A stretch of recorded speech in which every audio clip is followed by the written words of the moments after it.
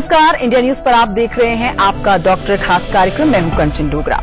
निसंतानता और test tube baby विषय से जुड़े इस खास कार्यक्रम में आप सभी का बहुत बहुत स्वागत है। मातृत्व के सुख को शब्दों में बयां कर पाना किसी के लिए शायद ही संभव है, लेकिन कई महिलाएं ऐसी हैं जो मां नहीं बन पाती। ऐसी निसंतान महिलाओं के लिए उम्मीद की किरण बनकर आई है IVF यानी टेस्ट ट्यूब बेबी तकनीक। इस आधुनिक इलाज से लाखों निराश दंपतियों ने संतान सुख प्राप्त किया है। निसंतानता और IVF के बारे में डिटेल में जानकारी देने के लिए हमारे साथ स्टूडियो में हमारे एक्सपर्ट मौजूद हैं। एक एक करके उन सबका परिचय आपसे करा दूं। हमारे साथ हैं डॉक्टर तनु बत्रा, इंदिरा IVF जयपुर से हमारे साथ आई हैं। डॉक्टर मयूरी आंसुदानी हमारे साथ हैं जो इंदिरा IVF नागपुर से हमारे साथ इस शो में जुड़ी है। डॉक्टर ज्योति त्रिपाठी भी हमारे साथ हैं, इंदिरा IVF इंदौर से इन्होंने हमारा साथ दिया है।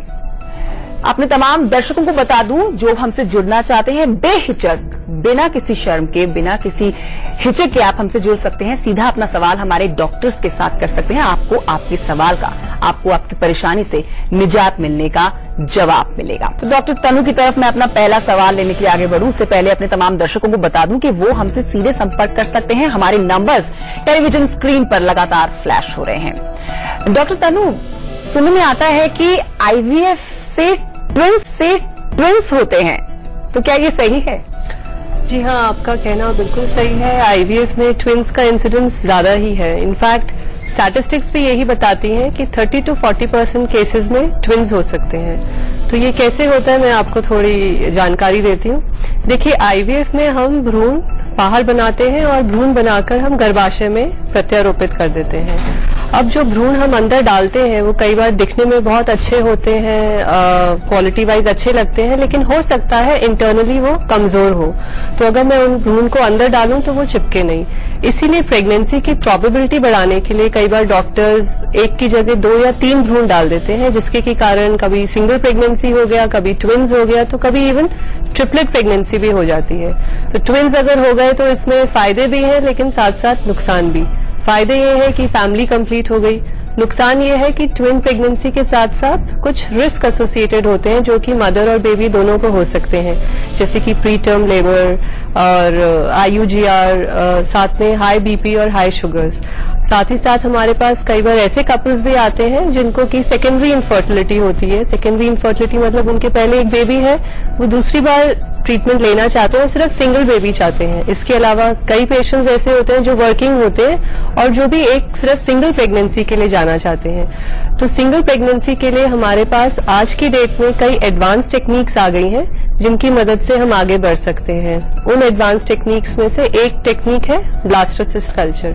ब्लास्टोसिस्ट कल्चर में हम एम्ब्रियो को लेबोरेटरी में ग्रो करते हैं और जब 5 दिन का ग्रो हो जाता है तो उसमें से हम बेस्ट ब्लास्टोसिस्ट चुनकर उसको अंदर ट्रांसफर कर देते हैं, जिससे कि सिंगल प्रेगनेंसी होने के चांस काफी ज्यादा हो सकते हैं। इसके अलावा एक और टेक्निक है जिसे हम कहते हैं PGS यानी प्री इम्प्लांटेशन जेनेटिक स्क्रीनिंग, जिसकी मदद से हम एम्ब्रियो बायोप्सी कर एक हेल्दी एम्ब्रियो सिलेक्ट कर सकते हैं। और अगर एक हेल्दी एम्ब्रियो सिलेक्ट कर ही मैं अंदर डालूंगी तो उसमें भी सक्सेस रेट्स काफी बढ़ सकते हैं। तो इस तरह से इन टेक्निक्स की मदद से हम एक सिंगल और सेफ प्रेगनेंसी कर सकते हैं। डॉक्टर मयूरी, आपसे जानना चाहूंगी कि IVF फेलियर का बड़ा कारण जो है वो भ्रूण भी माना जाता है, तो इसमें क्या कोई तकनीक अभी तक निकलकर सामने आई है? और साथ में ये भी बताइए कि जिससे भ्रूण को ट्रांसफर से पहले ही परखा जा सके। ये काफी अच्छा सवाल आपने मुझसे पूछा है। काफी सारे कपल्स हमारे पास आते हैं यही सवाल लेके कि मैडम इतनी बार IVF फेलियर हो चुका है या प्रेगनेंसी सक्सेसफुल होने के बावजूद अबॉर्शंस हो जाते हैं, 3-4 महीने में ही अबॉर्शन हो जाता है। तो इसका सिर्फ एक ही सवाल मैं बोलना चाहूंगी, या काफी सारे डॉक्टर्स जो ये कहते हैं कि आपकी एम्ब्रियो क्वालिटी खराब है। अब एम्ब्रियो क्वालिटी पे अगर हम ध्यान देते हैं तो 2 टाइप के एम्ब्रियोज रहते हैं। एक रहता है अच्छा एम्ब्रियो, जिसे हम टेक्निकल भाषा में कहते हैं यूप्लॉइड, और दूसरा रहता है थोड़े से कमजोर एम्ब्रियोज, जिसे हम टेक्निकली भाषा में कहते हैं एनाप्लॉइड। अब काफी रिसर्च हमें ये बताती है कि एम्ब्रियोज दिखने में हेल्दी रहते तो हैं, लेकिन 35% चांसेस जरूर रहते हैं कि वो एम्ब्रियोज डिफेक्टिव हो, मतलब एनाप्लॉइड एम्ब्रियोज हो। अगर ऐसे एनाप्लॉइड एम्ब्रियोज हमने गर्भ में प्रत्यारोपण किया तो सक्सेस के चांसेस कम होते हैं या फिर मल्टीपल अबॉर्शंस होते हैं। तो इसके लिए एक छोटी सी जांच है जो वैज्ञानिकों ने निकाली है, जिसे हम कहते हैं प्री इम्प्लांटेशन जेनेटिक स्क्रीनिंग। इसमें क्या करते हैं कि लेबोरेटरी में जब हम माइक्रोस्कोप में देखते हैं कि भ्रूण जो तैयार हुआ है, जो अंडकोश का अंडा और शुक्राणु लेके जो भ्रूण तैयार हुआ है, उसमें से एक छोटा सा टुकड़ा हम लोग भेजते हैं, स्टडी करते हैं, और वही टुकड़े से हमें ये पता चल सकता है कि ये भ्रूण क्या वो अच्छा है या वो कमजोर है, मतलब एनाप्लॉइड है कि यूप्लॉइड है। इससे ये स्क्रीनिंग बहुत हेल्पफुल है अपनी सक्सेस रेट बढ़ाने के लिए। जी, तो मतलब साफ शब्दों में समझें तो अच्छे भ्रूण का आप जब चयन करेंगे तो आपको सफलता जरूर मिल जाएगी, आप ये बता रही हैं। और जैसे कि हम हमारा जो कार्यक्रम है उसमें अपने कॉलर्स को भी अपने साथ जोड़ते हैं, उनकी परेशानियों को हम हमारे डॉक्टर्स के द्वारा उनको समाधान देते हैं। तो इस समय हमारे साथ हमारी पहली कॉलर जुड़ी है, मानसी दिल्ली से हमारे साथ जुड़ी है। जी मानसी, अपना सवाल करें। क्या आईवीएफ प्रोसीजर के दौरान या बाद में खाने पीने में कोई परहेज रखना पड़ता है? जी, तो डॉक्टर ज्योति, आप इस पे बताना चाहेंगी मानसी को कि क्या खाने पीने का परहेज जिसमें करना पड़ता है? मानसी जी, मैं सबसे पहले आपको ये समझाना चाहूंगी कि नेचुरल और आईवीएफ प्रेगनेंसी में क्या अंतर है। देखिए, नेचुरली क्या होता है, महिला के शरीर में हर महीने अंडकोश में एक अंडा रिलीज होता है। जब अंडा रिलीज होता है उस वक्त नली का काम है उस अंडे को अपनी तरफ खींचना। उस वक्त जो समागम के समय शुक्राणु बच्चेदानी के मुंह पे जमा होते हैं, वो तैरते हुए नली में जाते हैं। नली में अंडे शुक्राणु का मेल होकर भ्रूण तैयार होता है। इस भ्रूण को नली धीरे धीरे बच्चेदानी की तरफ ट्रांसफर करती है और ये भ्रूण फिर पूरे 9 महीने बच्चेदानी में बढ़ता है, पोषित होता है। ये नेचुरल तरीका है एक महिला के प्रेग्नेंट होने का। अब किसी दाम्पत्य में, चाहे स्त्री में कोई समस्या हो या पुरुष में समस्या हो, नलियां खराब हो, अंडकोश में समस्या हो, शुक्राणु में कोई समस्या हो और वो नेचुरल तरीके से प्रेग्नेंट नहीं हो पा रहे हैं, तो हम उनकी मदद आईवीएफ के थ्रू करते हैं। आईवीएफ इस प्रक्रिया में हम क्या करते हैं, हम महिला के शरीर में 12-15 अंडे एक साथ विकसित करते हैं 10-12 दिन इंजेक्शन लगा के। बेहोशी में इन अंडों को बाहर निकाला जाता है। हर एक अंडे का मिलन एक शुक्राणु से किया जाता है और इससे जो भ्रूण मशीन में तैयार होता है उसे महिला के गर्भ में प्रत्यारोपित किया जाता है। एक बार जो भ्रूण बढ़ने लगा महिला के गर्भ में, तो पूरे 9 महीने उसका पोषण वहीं गर्भ में होता है। तो हमने क्या समझा कि आईवीएफ और नेचुरल, इनमें सिर्फ एक ही फर्क है। जिन भी दाम्पत्य में नेचुरल तरीके से भ्रूण ट्यूब में नहीं बन पा रहा है, हम उस भ्रूण को शरीर के बाहर लैब में तैयार करते हैं और गर्भ में प्रत्यारोपित करते हैं। बाकी पूरी प्रेगनेंसी महिला के गर्भ में बढ़ती है नेचुरल प्रेगनेंसी की तरह। तो प्रेगनेंसी में किसी तरीके का कोई अंतर नहीं है। ये हमारे समाज में एक डर बैठा हुआ है कि आईवीएफ की जो प्रेगनेंसी है उनका अलग केयर है, अलग एहतियात है। प्रेगनेंसी का एहतियात बिल्कुल सामान्य है। जिस तरीके से हम एक नेचुरल प्रेग्नेंट महिला को कहते हैं कि आपको पौष्टिक आहार खाना चाहिए, चिंता नहीं रखनी चाहिए, अपने स्वास्थ्य का ध्यान देना चाहिए, बिल्कुल उसी तरह एक आईवीएफ प्रेग्नेंट महिला भी रहती है।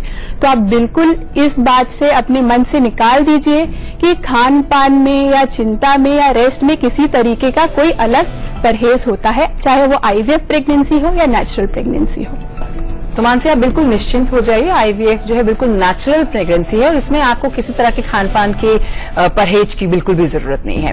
डॉक्टर तनु, मुझे ध्यान है कि पिछले एपिसोड में हमारे साथ कॉलर जुड़े थे जिन्होंने हमसे एडिनोमाइसिस की प्रॉब्लम के बारे में पूछा था। तो ये होता क्या है, सबसे पहले आपसे ये जानना चाहूंगी, और इसके लिए ऑप्शंस अवेलेबल हैं प्रेगनेंसी में?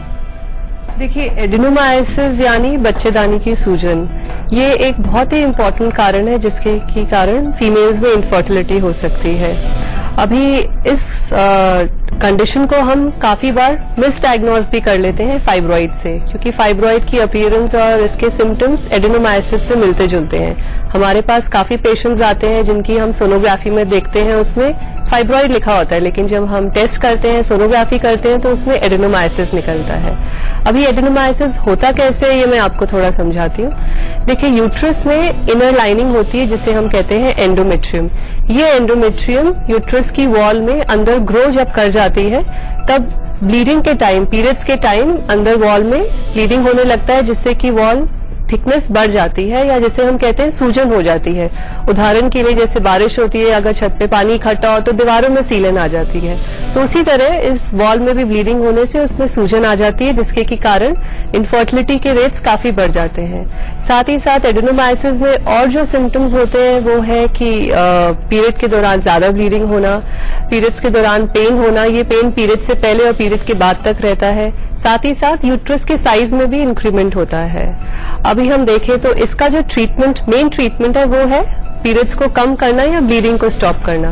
वो हम मेडिसिन के द्वारा कर सकते हैं, hormonal medicine as well as injections देकर कर सकते हैं।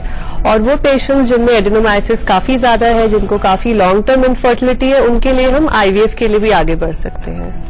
जी, तो एडेनोमाइसिस जो ये समस्या है इसमें भी आप कंसीव कर सकते हैं और संतान का सुख प्राप्त कर सकते हैं। डॉक्टर मयूरी, आपसे ये एक वो को सवाल मैं पूछना चाह रही हूँ जो बहुत सारे दर्शक अपने मन में सोच रहे होंगे।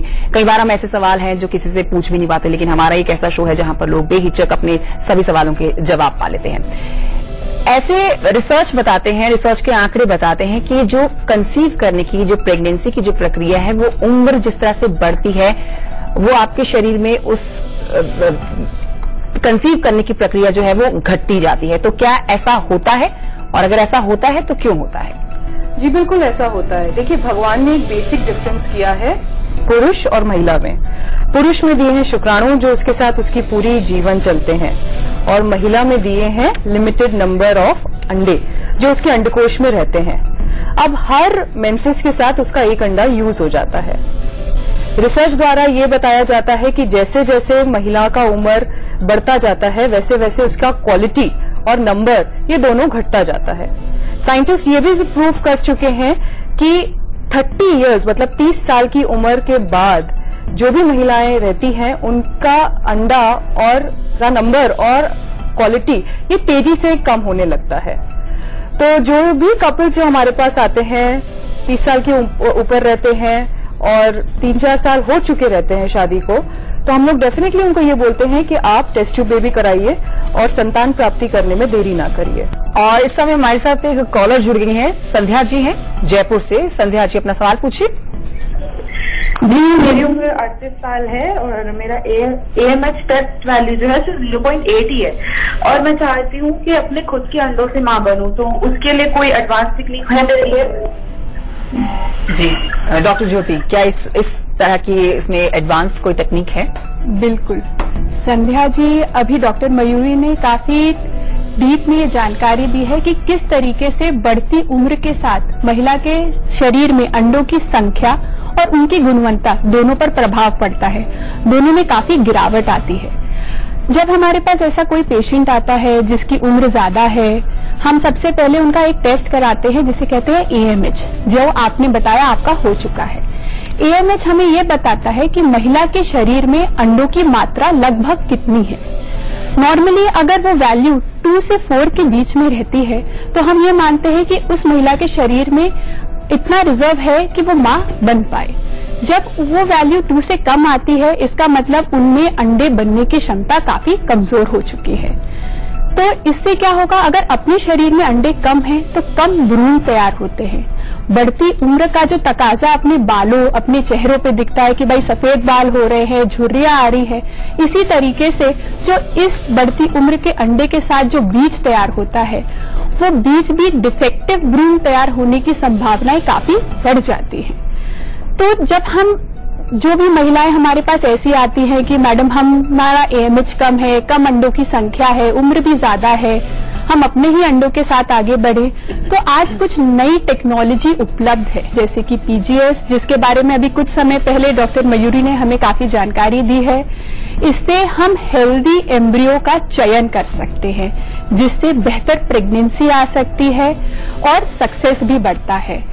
तो जब अगर हम अपने अंडों के साथ आगे बढ़ना चाहें तो इससे काफी हमें लाभ मिल सकता है। और इससे लेकिन एक प्रॉब्लम जरूर है कि खर्च में परिवर्तन आता है, खर्च थोड़ा ज्यादा होता है।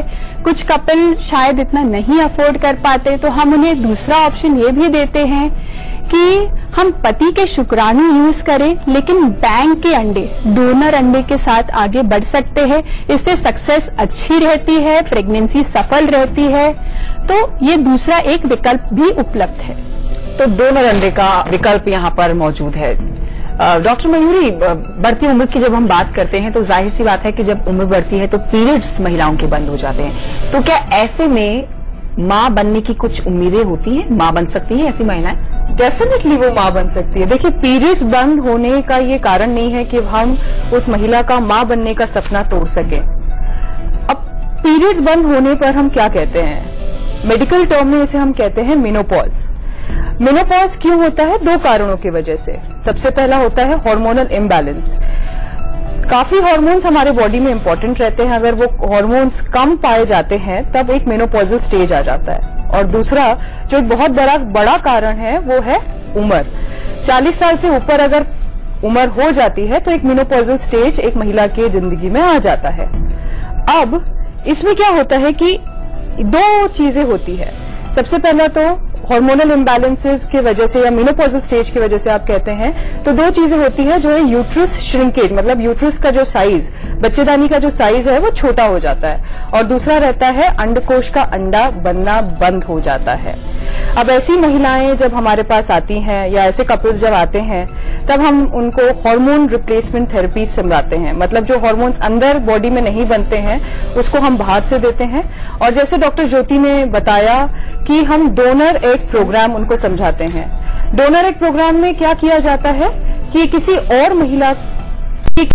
महिला का अंडा लेते हैं जिसकी उम्र कम रहती है। उस अंडा लेकर उसके हस्बैंड का शुक्राणु लेके गर्भ तैयार करके, मतलब भ्रूण तैयार करके उस महिला की कोख में डाल देते हैं ताकि वो 9 महीने तक मां बन सके और 9 महीने के बाद उसकी डिलीवरी आसानी से हो जाए। तो पीरियड्स बंद होना ये कारण नहीं है कि वो मां बन नहीं सकती। जी, तो डॉक्टर मयूरी, ये सुन के हमारे बहुत सारे दर्शक जो हैं, बहुत सारी महिलाएं जो हैं, उनके चेहरे खिलखिला गए होंगे कि आईवीएफ से पीरियड्स बंद होने के बाद भी वो मां बन सकती हैं। डॉक्टर तनु, पुरुष बांझपन जो होता है उसके लिए कौन कौन सी वजह होती है और कौन कौन सी जांचें जरूरी है? एक सेकंड, दोबारा से इसी क्वेश्चन। ओनली जांचें ही है, सिर्फ कारण नहीं है। अच्छा ओके जी, तो डॉक्टर मयूरी, ये सुन के हमारे बहुत से दर्शक महिलाएं जो हैं वो उनके चेहरे खिलखिलाकर उठ गए होंगे कि आईवीएफ से पीरियड्स बंद होने के बाद भी वो मां बन सकती हैं, ऐसी उम्मीदें बरकरार रहती हैं। डॉक्टर तनु, पुरुष बांझपन के लिए आपसे जानना चाहूंगी, पुरुष बांझपन जो है उनकी कौन कौन सी जांचें जरूरी होती हैं? देखिए, मेल इनफर्टिलिटी के लिए कुछ टेस्ट होते हैं, लेकिन इन सब टेस्ट में से सबसे इम्पोर्टेंट और सबसे बेसिक टेस्ट जो है वो है सीमेन एनालिसिस।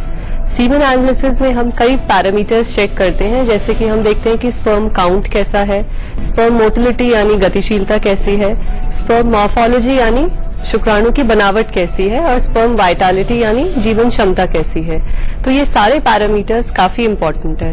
इनफैक्ट ऐसा भी देखा गया है कि कई पेशेंट्स जिनके काउंट्स नॉर्मल है, काउंट्स तो नॉर्मल है लेकिन डिफेक्टिव स्पर्म्स काफी ज्यादा हैं और इनमोटाइल स्पर्म्स भी काफी ज्यादा हैं, वो कई सालों से नेचुरल प्लानिंग करके प्रेगनेंसी की कोशिश कर रहे हैं या कई बार IUI भी ले चुके हैं, लेकिन फिर भी उन्हें सफलता नहीं मिली।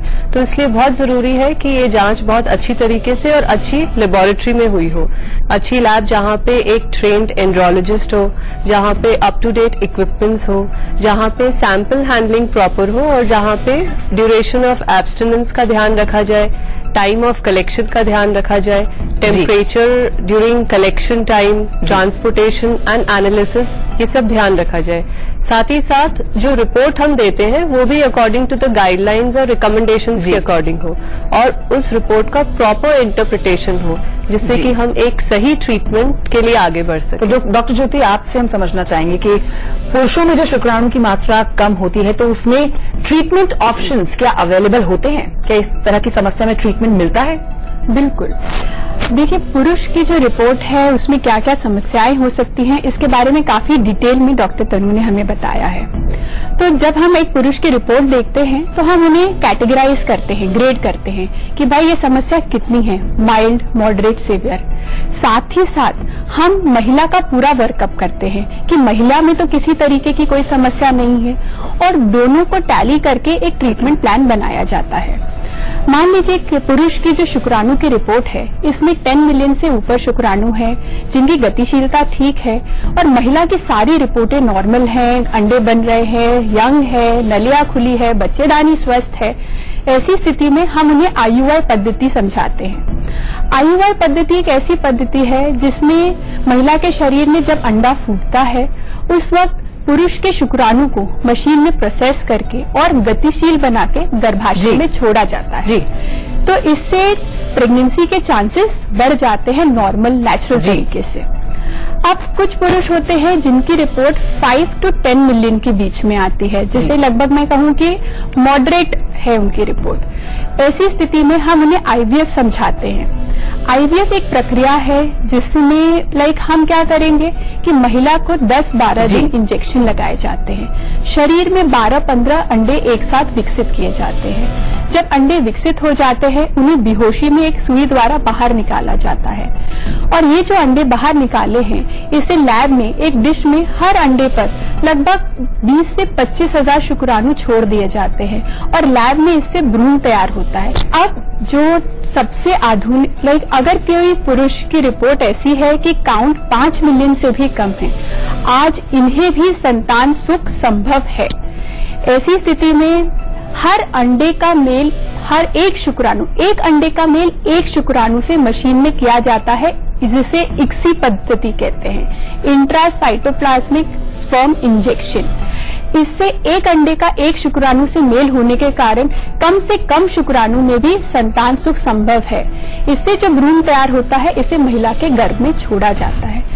ये तो सब हमने जो डिस्कस किया है तब है जब पानी में शुक्राणु मिल रहे हैं। कुछ पुरुष ऐसे भी होते हैं जिनके पानी में शुक्राणु की रिपोर्ट 0 है, निल है, जिसे अज़ूस्पर्मिया कहते हैं। ऐसी स्थिति में हम पुरुष की गोटी की जांच करते हैं। एक सुई द्वारा उस गोटी से एक टुकड़ा निकाला जाता है।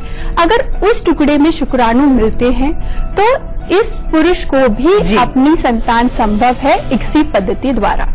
जी, तो डॉक्टर ज्योति बता रही हैं कि कम शुक्राणु, निल शुक्राणु से भी पिता बनना संभव है। तो ये वो सवाल हैं, ये वो समस्याएं जो अमूमन लोग अपने डॉक्टर के पास जाके तो पूछना दूर, अपने आसपास के लोगों से भी नहीं पूछते, हिचकिचाते हैं। लेकिन आपका डॉक्टर एक ऐसा शो है जहां पर आपको आपकी सभी समस्याओं का समाधान मिलता है, हर सवाल का जवाब मिलता है। अपने तमाम एक्सपर्ट्स का मैं शुक्रिया कहना चाहूंगी इस खास कार्यक्रम में हमारे साथ जुड़ने के लिए।